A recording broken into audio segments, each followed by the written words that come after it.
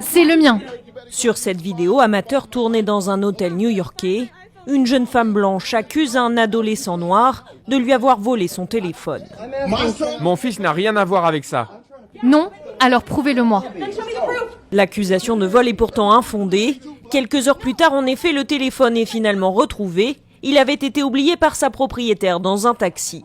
Le père de l'adolescent, auteur de la vidéo, a décidé de la publier sur les réseaux sociaux pour dénoncer ce qu'il considère comme du racisme ordinaire. Je déteste devoir poster cela, je suis furieux. J'essaie toujours de voir les choses de façon positive, mais rien dans cette vidéo n'est positif.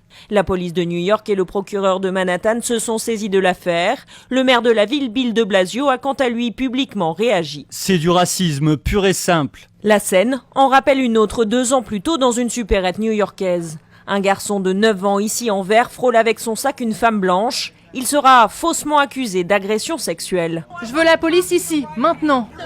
Le garçon m'a touché les fesses. Un phénomène en pleine expansion aux États-Unis qui porte à présent un prénom, celui de Karen. Une dénomination générique utilisée pour désigner les femmes blanches aisées, parfois armées, et pour qui les Afro-Américains représentent un danger. Monsieur, je vous demande de ne pas me filmer. Cette vidéo, tournée le 25 mai dernier à Central Park, le jour même de la mort de George Floyd, a suscité l'indignation et même provoqué le licenciement de cette femme. Alors qu'un homme noir lui demande de tenir son chien en laisse comme l'exige le règlement, celle-ci menace d'appeler la police. Je vais leur dire qu'un homme afro-américain me menace.